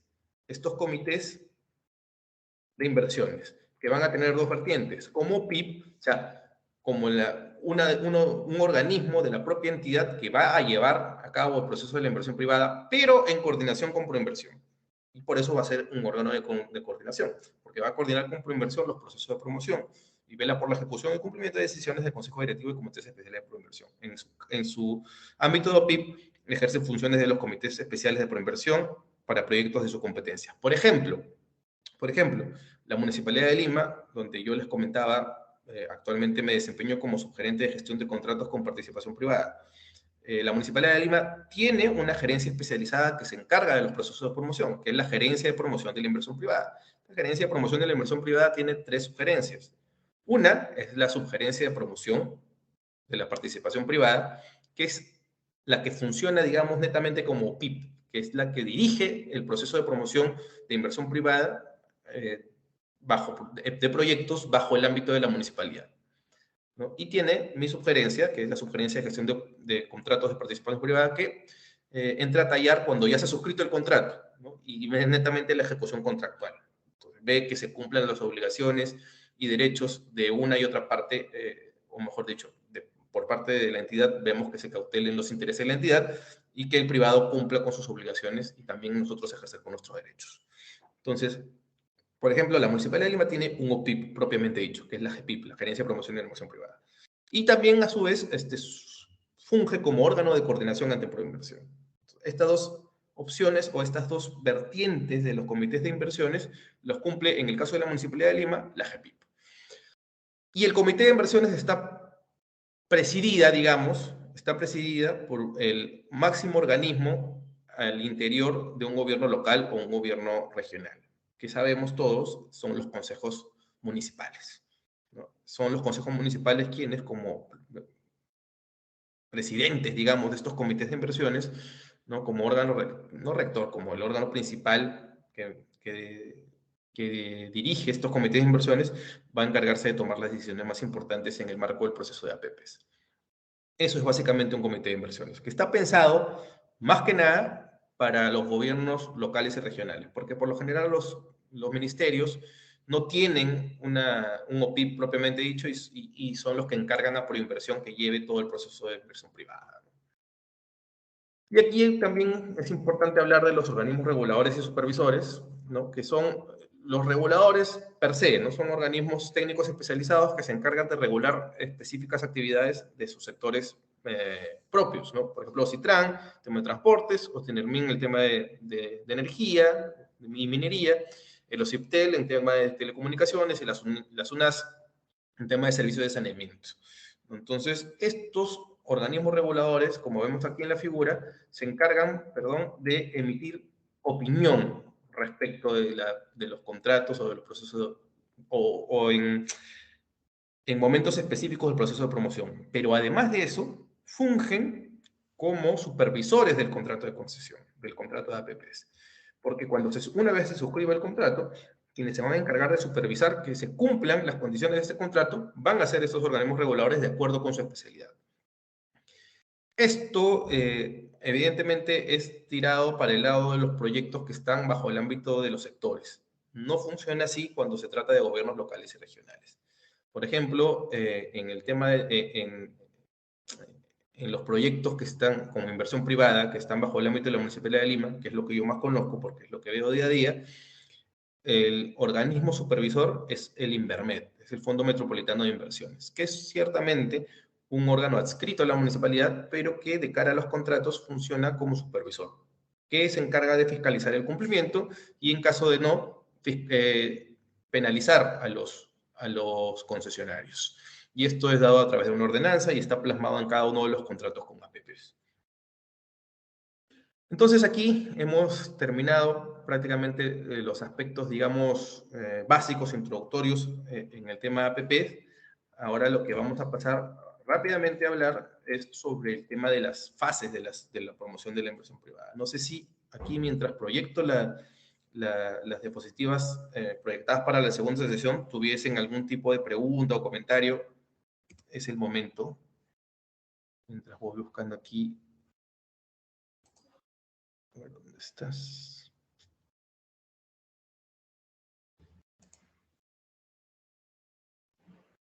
Vamos a buscar.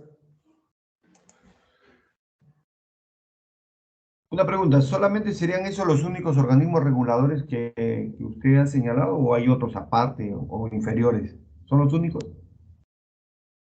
No, no son los únicos, Wilfredo, no son los únicos. En realidad, como decía, estos organismos reguladores son los reguladores que existen, eso sí, y están, en cuanto a la función supervisora, pensados para los proyectos que están bajo el ámbito de los sectores. Así, por ejemplo, si se trata de un proyecto para concesionar una planta de tratamiento de agua residual, que ciertamente se desarrolla en el ámbito del sector vivienda y saneamiento, entonces sí, la SUNAS va a ser necesariamente quien supervise el cumplimiento de las obligaciones que se han plasmado en el contrato. ¿Esto por qué? Porque tiene la especialidad para ello. Si fuese, por ejemplo, en el caso de una autopista concesionada por el Ministerio de Transporte y Comunicaciones, va a ser la OCITRAN, que a su vez regula estos aspectos, pero de cara a este contrato va a ser quien supervise el cumplimiento de las obligaciones. Existen otros, como por ejemplo en la Municipalidad de Lima, el supervisor de todos los contratos con participación privada es el Invermed. Y no es todo el Invermed, que tiene varias gerencias. Tiene, por ejemplo, el Invermed la gerencia de proyectos, que es el órgano ejecutor del Invermed. Invermed hace obras, hace puentes, hace parques, o sea, tiene un rol constructor, pero también tiene una gerencia de supervisor de contratos, de supervisión de contratos, perdón, que es la que se encarga específicamente de supervisar y fiscalizar este tipo de contratos. Entonces ahí ya, por ejemplo, tenemos otro supervisor, que no es regulador, pero sí tiene la función supervisora de cara a los contratos con participación privada que suscribe la Municipalidad de Lima. Y hay muchos otros que entran a tallar en función de el ámbito y envergadura del proyecto. Por ejemplo, en un gobierno local que, digamos, por ejemplo, Miraflores, he leído por ahí que está concesionando o está iniciando un proceso de promoción para la concesión de unos teleféricos de índole turística en la Costa Verde. Entonces, ¿quién va a supervisar? ¿Quién supervisaría? Por la envergadura, digamos, podría encargarlo a los Citran. Pero si se tratara de, por ejemplo, un proyecto de menor envergadura, una unidad orgánica de la propia Municipalidad de Miraflores podría encargarse de la supervisión.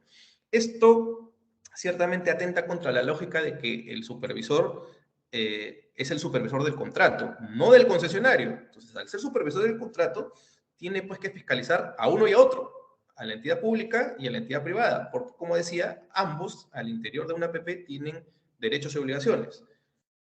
O sea, de cara al contrato funcionaría como un tercero, pero funcionalmente estaría en el marco de la municipalidad o de la entidad pública. Entonces, eso es distorsiona un poco la lógica de los supervisores. Pero sí, respondiendo a tu pregunta, existen muchos otros, de acuerdo con los sectores, digamos, que están los listados, de acuerdo con la envergadura y de acuerdo con la entidad pública que concesione o que se involucre en un proyecto de APPs. Gracias. No, para servirte. Entonces vamos con la segunda sesión. Vamos a ver dónde está la presentación. Bueno, no en segunda sesión, ya estamos en la segunda sesión, solamente que con este tema específicamente que habla de las fases del desarrollo del proyecto de APPs. Me avisan, por favor, si... Me avisan en el momento en el que lo vean, por favor, porque yo no puedo verlo. Está acá. Se puede ver, ¿verdad?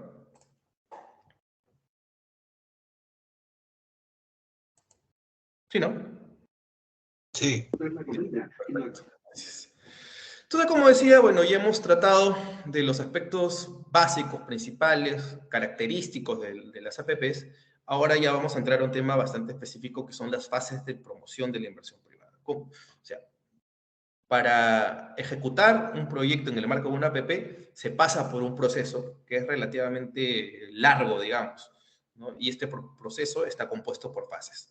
Cada una de las fases va a tener su lógica, su característica, sus actores intervinientes y sus hitos a partir de los cuales se va a poder pasar sin los cuales no se podría pasar, mejor dicho, a las siguientes.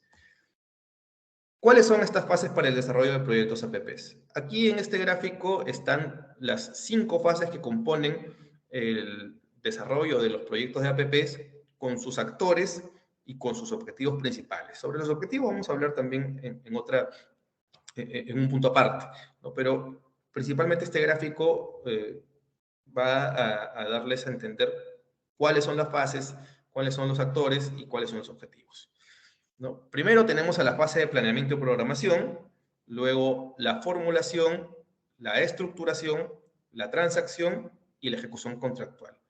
Se denominan a estas 5 fases como el proceso de promoción. Sin embargo, específica y formalmente, el proceso de promoción está compuesta por 2 de estas 5 fases, que son la estructuración y la transacción, como ven aquí en el gráfico. Vamos a poner el puntero. Aquí está, como ven aquí en el gráfico, ¿no? Aquí están los hitos que van a permitir pasar a la subsiguiente fase.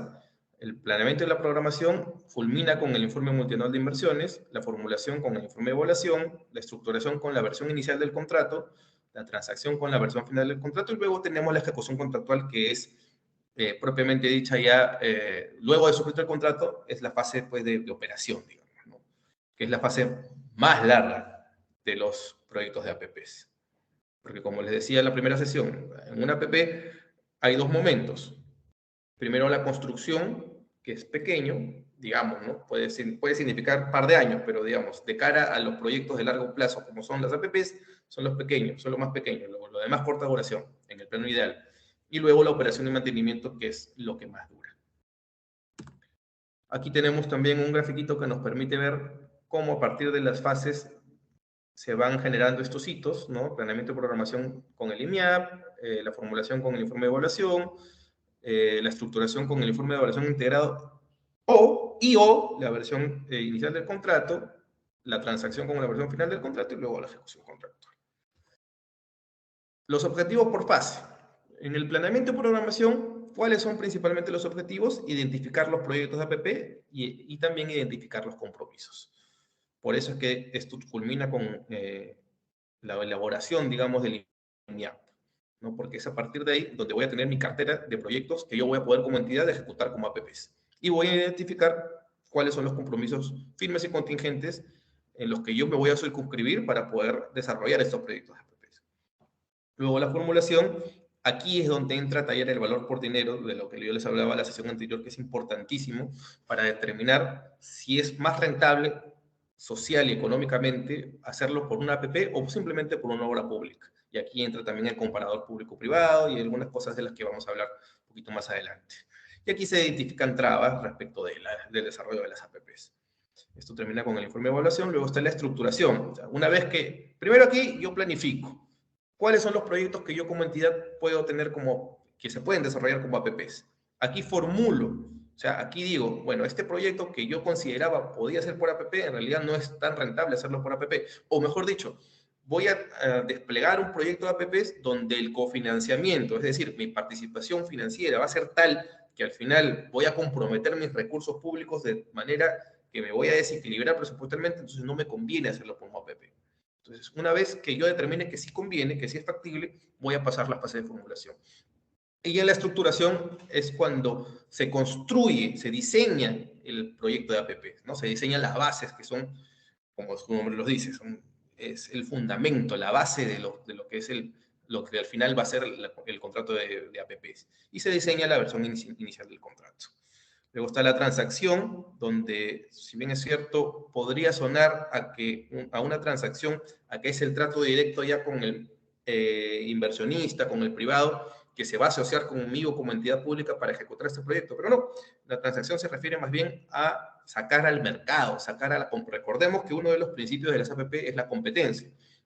Entonces la transacción se va a referir a eso, a sacar a competencia el proyecto que en un inicio he ideado yo o he identificado yo o me ha presentado el privado y yo lo he declarado de interés para mi entidad. Y aquí es cuando se va a elaborar la versión final del contrato.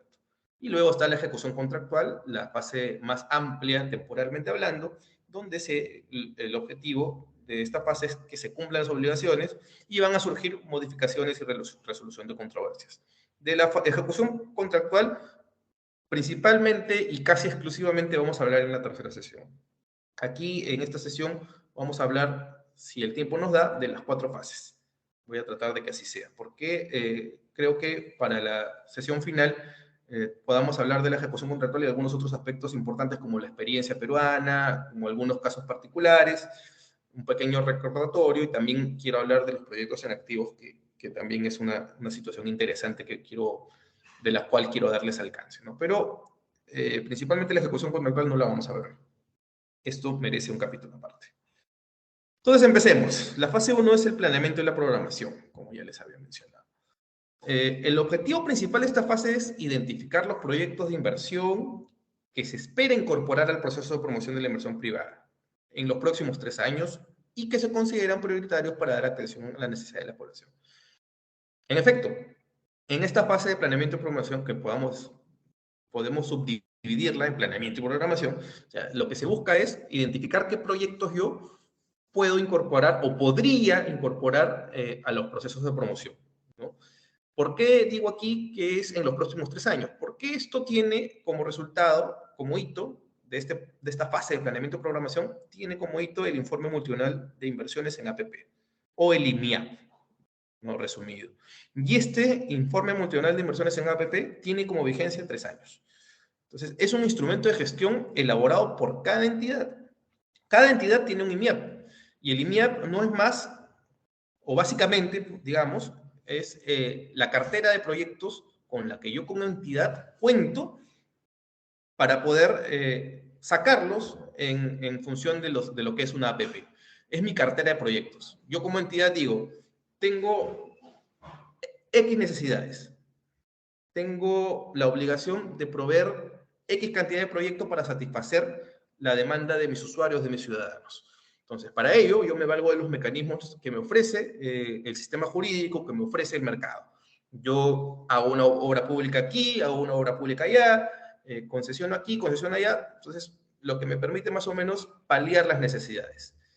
Y para cerrar la brecha que tengo entre lo que puedo y lo que debo hacer, tengo una cartera de proyectos que yo considero como entidad que puedo sacar por APPs.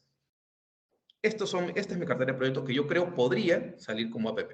Y esto va a durar 3 años. Ojo, que no quiere decir que durante estos 3 años que tiene vigencia el IMIAP esté incólume.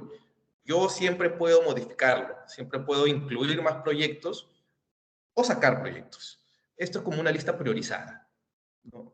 Recordemos que en la primera sesión les había comentado que un proyecto de APP, por lo general, digamos, en su mayoría, no por lo general, proviene de una iniciativa privada. Es decir, es el privado quien propone el proyecto a la entidad pública. Y la entidad pública lo estudia, lo toma y dice, bueno, si me interesa, si considero que es necesario para lo que yo he planificado, para lo que yo necesito para mi ámbito, entonces para eso yo tengo que incorporarlo al INMIAP. Yo como entidad, si considero que es necesario, lo incorporo a este INMIAP. Si no incorporo ese proyecto en esa iniciativa privada en el INMIAP, entonces nunca voy a poder sacarlo como APP. Siempre una APP, sea la iniciativa privada o estatal, tiene que estar incorporada en mi cartera de proyectos que contiene el INMIAP, siempre. Entonces, como decía, de acá al planeamiento debemos identificar los proyectos que se espera incorporar como APP. ¿Por qué digo como que se espera? Porque aquí no es cuando yo hago la evaluación de que si un proyecto es más rentable socialmente, ejecutarlo como APP o ejecutarlo como proyecto de inversión pública, como obra pública. Eso lo voy a hacer en la fase siguiente, la fase de formulación. Aquí simplemente están las ideas, digamos, entre comillas, las ideas de proyecto.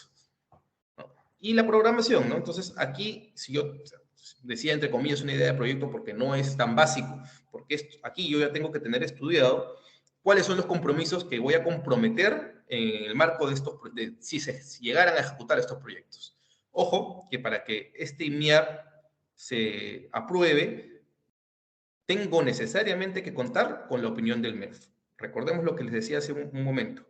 El MEF, como MEF, si bien es cierto, es el ente rector del Sistema Nacional de Promoción de la Inversión Privada, tiene como objetivo principal cautelar el equilibrio financiero de las entidades, en el marco, pues, de un equilibrio macroeconómico. Entonces, para ello, el MEF debe evaluar que los compromisos que yo estoy programando, en caso tenga que sacar de la cartera de APPs uno de estos proyectos se ejecute, no afecte mi equilibrio presupuestario. Entonces, por eso el MEF es quien aprueba o quien opina favorablemente para la aprobación de este INMIAP. No hay de otro. Es el MEF el que interviene para cautelar el equilibrio financiero de las entidades. Hablemos entonces de cada uno de estos componentes de la fase de planeamiento y programación. Hablemos del planeamiento, ¿no? Primero, tenemos que ver el diagnóstico. Les dije que el planeamiento es para poder listar, digamos, las ideas de proyecto que yo tengo para poder cumplir con mi obligación, que pueden salir como APPs. Entonces, en el diagnóstico, primero yo tengo que evaluar eso, ¿no? La estrategia para el cierre de la brecha de infraestructura, lo que les decía. Está lo que he podido hacer y lo que debo hacer. Para cerrar esa brecha, ¿no? Las APPs sirven para cerrar brechas, yo tengo esta cartera de proyectos. Ese es mi diagnóstico de un proyecto priorizado, digamos, en el INMIAP. Tiene que ser un proyecto que me ayude a cerrar mi brecha de infraestructura que como entidad yo tengo. Yo tengo una obligación que cumplir en el ámbito de mis competencias. Entonces, los proyectos que yo liste en el INMIAP tienen que servir para cerrar esta brecha de infraestructura. Si no, de lo contrario, no deberían estar en el INMIAP. Hay indicadores clave de desempeño, evidentemente, para evaluar, para aprobar yo esto, porque claro, el INMIAP lo elabora cada entidad. Acá les decía que por cada entidad tenemos un INMIAP. Creo que eso estaba en la diapositiva anterior, pero bueno, el INMIAP, aquí está, el instrumento de gestión elaborado por cada entidad. Cada entidad tiene su INMIAP. Ciertamente, siempre va a opinar el MEF, pero cada entidad es quien elabora el INMIAP. Entonces, aquí están los indicadores clave de desempeño. La evaluación es por parte de la entidad. Hay una línea base de indicadores, lo que he podido hacer y lo que debo hacer, ¿no? Y aquí lo que se intenta es desagregar indicador por zona u otro criterio. También hay una proyección del impacto de la APP sobre los objetivos, sobre el objetivo principal, que es el cierre de la brecha de infraestructura. Y también se identifica en este nivel de planeamiento, ¿no? Se identifican los potenciales proyectos, los priorizados, se describen además, se priorizan, ya lo comentaba, y se incluye solo los priorizados que sean consecuentes con el informe multianual. Hablamos de lo mismo, ¿no? En el informe multianual están los proyectos que me permiten cerrar la brecha de infraestructura y que si no están allí, yo no podría sacarlos a un concurso, digamos, un concurso entre comillas, del proceso de promoción en una AMP. La programación básicamente va por el tema presupuestal, ¿no? Hay un reporte de uso de recursos públicos, hay indicadores de gasto y se identifican los compromisos firmes y contingentes cuantificables derivados de APPs. En un horizonte de 15 años, La norma, digamos, general, por lo general. ¿Vale? Hernán, pero tú me dijiste que el IMIAP dura 3 años, tiene como vigencia 3 años, ¿por qué aquí me hablas de un horizonte de 15 años? Claro, el IMIAP, que es la cartera priorizada de proyectos, tiene una vigencia de 3 años, porque yo supuestamente en 3 años voy a ya ir cerrando mi brecha de infraestructura, ¿no? O sea, los proyectos que necesito hoy no van a ser los mismos que necesiten en 3 años. Es por eso que tiene como vigencia 3 años. Pero cada uno de estos proyectos que yo coloco en el IMIAP tiene que tener una visión de mínimo 15 años en el marco de los compromisos, de los recursos comprometidos.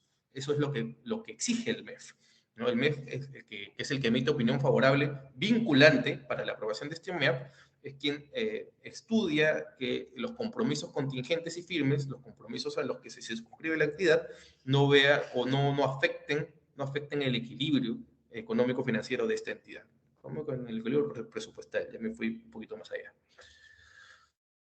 Entonces, ¿cómo podemos reestructurar el reporte de usos públicos? ¿No? Hay necesidades de gasto por motivos de compromisos firmes y contingentes que son cuantificables, eso ya lo había mencionado. Entonces, aquí más o menos podemos ver que en esta gráfica, de manera bastante didáctica, es lo que evalúa el MEF. ¿No? Entonces, ¿qué es lo que evalúa? ¿Cómo evalúa estos compromisos? ¿No? Acá están las APPs con contratos suscritos más adendas para laudos. Es decir, si yo como entidad ya tengo APPs, es decir, ya tengo contratos suscritos, es porque ya tengo compromisos que están ya proyectados y que ya están y que son de obligatorio cumplimiento de cara a una APP que es de largo plazo.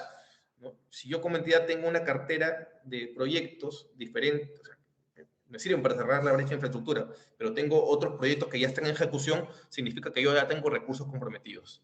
Entonces, el MEF se encarga de verificar eso. ¿No? Se encarga de ver también si es que hubiese iniciativas estatales cofinanciadas en proceso de promoción o que serán incorporadas. Recordemos que las iniciativas cofinanciadas son aquellas en las cuales el Estado aporta financieramente una garantía, sea en metálico o sea en garantía, el Estado compromete recursos. Más allá de que en una APP per se el Estado va a comprometer recursos, ¿no? Porque, por ejemplo, en el tema de la autopista, yo tengo como Estado la obligación de liberar las áreas para entregárselas al concesionario y para que éste ejecute. O sea, el tema de liberación de áreas no es un compromiso, o mejor dicho, no implica que la APP sea cofinanciada. ¿No? Esta es una obligación normativa incluso. El decreto legislativo 1192, que es el que rige para la liberación de interferencias y expropiaciones en el marco de proyectos no solamente APPs, o sea, establece que es obligación del Estado. Porque les comentaba en la primera sesión de que el riesgo de expropiaciones y liberación de áreas recae siempre en el Estado porque es el Estado quien puede hacer uso de la expropiación. El privado no puede expropiar. El único que puede expropiar es la entidad pública. Y para eso ciertamente necesita una serie de requisitos, cumplir con una serie de requisitos. El principal, tener una ley autoritativa que declare de interés nacional el proyecto. Pero entonces, este compromiso no importa que el proyecto sea cofinanciado. Es una obligación per se. O sea, lo que le quiero decir es que en una APP, sea autofinanciada o cofinanciada, siempre hay recursos comprometidos. En una cofinanciada, mucho más, porque además de lo que yo ya tengo que comprometer, por eso lo he hecho estar en una APP, yo tengo que garantizar un ingreso, tengo que garantizar un pago, tengo que efectuar una garantía. Entonces, esto también lo evalúa el MEF.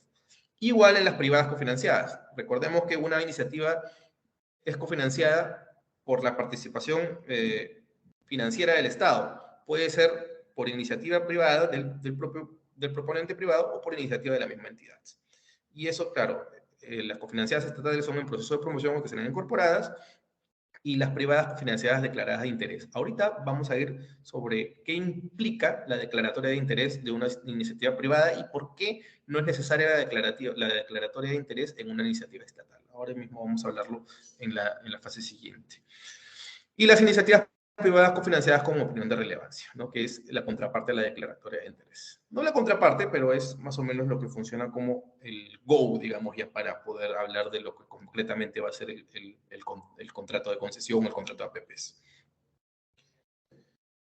Y aquí que dice, bueno, el reporte de usos públicos no implica el compromiso definitivo de la asignación de los recursos, simplemente es de carácter referencial y es ajustado como resultado de los cambios en el escenario fiscal. Claro que, o sea, no se espera, pues, que el MEF, como estamos hablando de un horizonte de 15 años, entonces ahí también se están proyectando los ingresos que cada entidad va a tener para poder cumplir con estos compromisos, ¿no? El MEF va a verificar ello, ciertamente, lo va a analizar, pero no es que sea, pues, algo 100% exacto, ¿no? Porque como digo, siendo un compromiso de aquí a 15 años, entonces yo también tengo que proyectar mis ingresos, ¿no?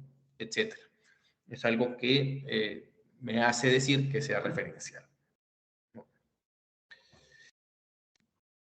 Bueno, aquí dice que en iniciativas privadas que no hayan sido declaradas de interés, la información está sujeta a reserva legal conforme al marco normativo aplicable. Lo que les comentaba, ¿no? La transparencia es un principio que rige las APPs y en el marco del cual yo como entidad debo dejar que el público en general conozca las características y la información que se circunscribe a este proyecto.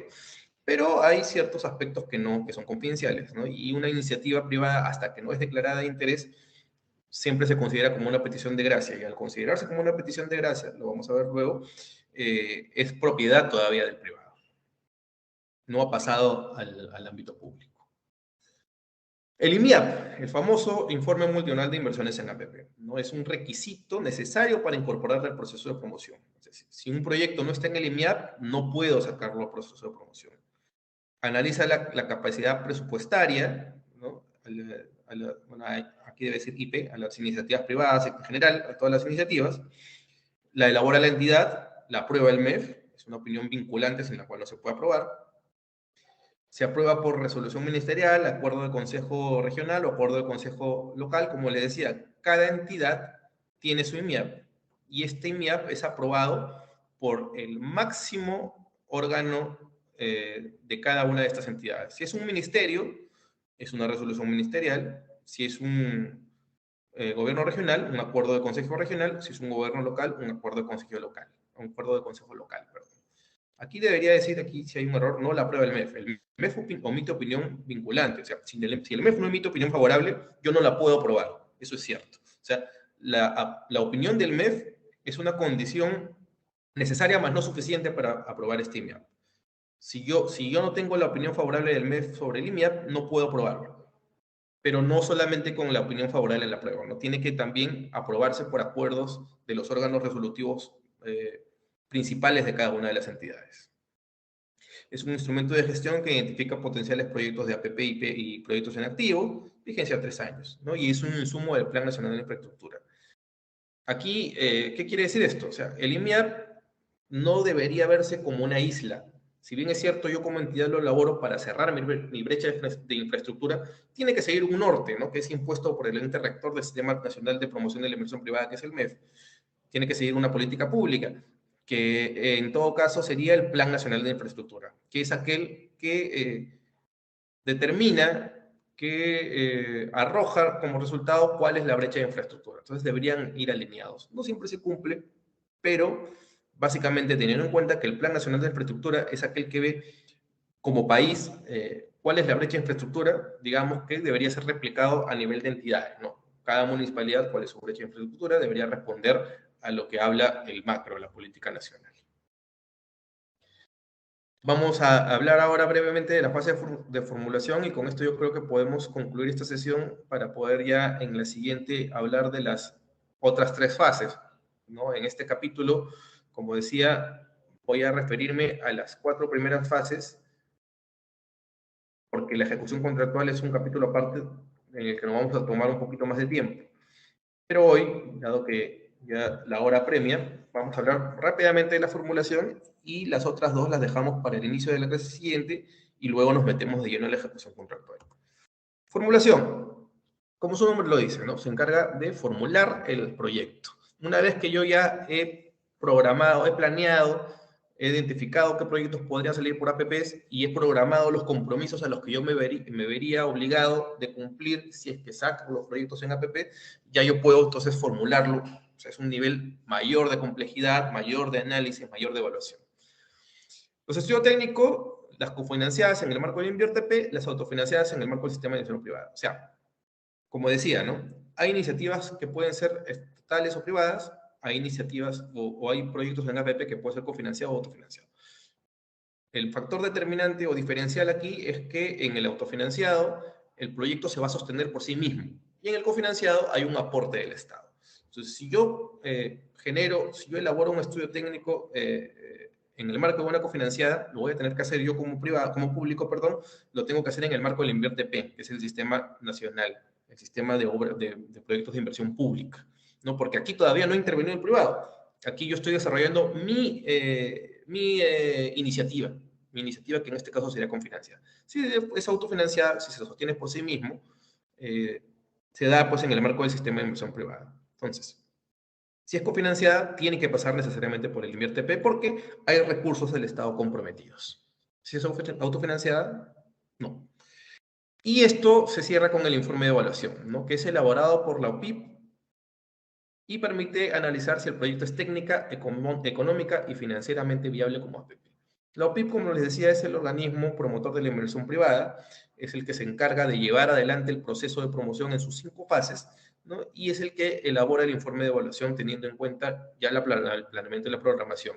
Y además, es en esta fase de formulación donde se analiza si es que el proyecto es viable como APP, económica, financiera y legalmente, o si no, si la rentabilidad social no me permite desarrollarlo como APP, si voy a comprometer recursos que no tengo, si no es atractivo para el privado asociarse en el marco de este proyecto como APP. Entonces, el informe de evaluación va a aplicar lo que es el valor por dinero para determinar si es que es viable ejecutarlo por una APP o no. Es en esta fase donde se determina eso. En una primera fase, yo como decía, hablamos de ideas de proyecto. Ideas de proyecto donde yo voy a poner lo que se espera poder incorporar como APP en los próximos 3 años, ¿no? Lo que yo podría, con estudios preliminares, lo que yo podría sacar como APP. Aquí en la formulación ya lo voy a definir. Si puedo o no puedo sacarlo por APP. Si puedo, voy a seguir con el proceso. Si no puedo, definitivamente lo tengo que sacar de mi planeamiento y si es un proyecto necesario, ciertamente tengo que ver otro tipo de mecanismo que me ofrece el sistema jurídico para poder ejecutarlo y para poder cerrar mi brecha de infraestructura, pero ya no saldrá por APP.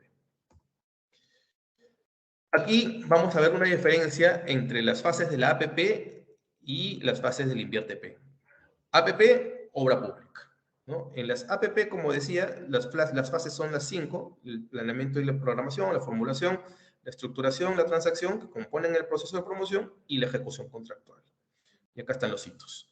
Y en el INVIERTP, que es la obra pública, tiene la programación multianual de inversiones, que es diferente al IMIAP, ¿no? Acá, en planeamiento y programación tenemos el IMIAP, que es el informe multianual de inversiones en APP. Aquí en la INVIERTP tenemos la programación multianual de inversiones, a secas. La formulación, aquí se denomina formulación y evaluación y se termina con la viabilidad. Luego está la ejecución y el funcionamiento, ¿no? Entonces, esas diferencias quería que las tengan en cuenta. La viabilidad del INVIERTP, como decía, llega hasta cierto punto en el proceso de promoción. Sí y solo sí hay un cofinanciamiento, ¿no? Entonces, si hay un cofinanciamiento, tiene que responder al cierre de brechas, al objetivo nacional, al impacto en la sociedad, a los recursos programados y también a la competencia. El informe de evaluación, que es el hito con el que se cierra esta fase de formulación, básicamente tiene estos ítems, ¿no? El resumen ejecutivo, la descripción del proyecto, la evaluación técnica del proyecto, el análisis de la brecha de recursos, que es importante, el análisis de riesgos preliminar, ciertamente los riesgos no se definen aquí, pero hay un análisis de riesgo preliminar que se incorpora en el informe de evaluación, hay un análisis preliminar de bancabilidad. ¿Qué es esto, bancabilidad? Bancabilidad es el financiamiento del proyecto, ¿no? Así se denomina más o menos lo que sería el financiamiento, el cierre financiero del proyecto. La bancabilidad es cómo voy a financiar, o cómo se financiaría, por eso es preliminar, porque al final esto lo va a determinar el privado, porque el privado es quien tiene que proponer en la estructuración, tiene que decirme, ya, aquí hay una iniciativa, puede ser mía, privada, o puede ser tuya, estatal, pero yo estoy interesado en ejecutarla y yo la voy a financiar de la siguiente manera, ¿no? Voy a estructurar esto aquí, esto allá. Eso es lo que se denomina bancabilidad. ¿Cómo voy a financiar yo un proyecto a largo plazo? Para eso tengo que contar con acreedores permitidos, con joint ventures, si se quiere. O sea, hay mecanismos especializados, económico-financieros, que permiten atender este tema de la bancabilidad, considerando además que es un proyecto a largo plazo, ¿no? Que yo como proponente y posterior adjudicatario debo tener las espaldas financieras necesarias para hacerme cargo de un proyecto que dure 40 años. Eso es importantísimo. Análisis de la capacidad presupuestal de cara a lo más próximo. O sea, yo decía que en la programación tenemos que ver el horizonte de 15 años de compromisos firmes y contingentes. Este análisis de capacidad presupuestal es algo más próximo. O sea, es decir, en estos ejercicios yo puedo cumplir con los compromisos a los que estoy sometiéndome en este proyecto. El análisis de valor por dinero, criterios de elegibilidad, es decir, a partir de aquí es lo que el análisis que es necesario para determinar si sale por APP o no, ¿no? Si es rentable socialmente, económicamente y legalmente por ahí para sacarlo por APP. Cronograma para el proceso de promoción, ¿no? Que es mayor a 18 meses, y el plan de implementación del proyecto, cómo se implementa el proyecto. Esto yo creo que podemos dejarlo para iniciar ya en la siguiente clase porque es un poco denso, pero sí es importante que tengamos que considerarlo. Recordemos que uno de los principios de las APP de las que le hablé en la sesión pasada es el valor por dinero, y es uno de los caracteres, ¿no? Es algo distintivo de las APPs. Y aquí sí me gustaría, sin ser muy detallista o muy incisivo en ello, sí me gustaría darle unos pocos minutos con los que ya no contamos ahora, ¿no? Entonces, en la siguiente clase, en la siguiente sesión, nos quedaría por terminar la fase de evaluación, perdón, la fase de formulación, la fase de transacción y bueno, el proceso de promoción, ¿no? Que es la transacción y la estructuración, o mejor dicho, estructuración y transacción, y luego ya la ejecución contractual, que como les decía, merece un capítulo aparte. Bueno, eso sería todo por hoy. No sé si hay algún comentario, alguna pregunta antes de finalizar esta sesión.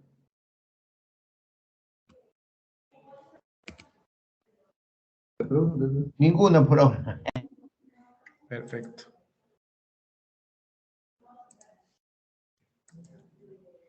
Listo, entonces conmigo sería hasta el día viernes, donde vamos a tratar estos temas. Y bueno, nada, gracias por su atención. Nos vemos el día viernes. Muchísimas gracias. Hasta luego. Que tengan buena noche. Hasta luego, gracias. Gracias, doctor. Gracias, chao. Gracias, doctor. Hasta luego. Permiso. Chao, chao. Buenas noches.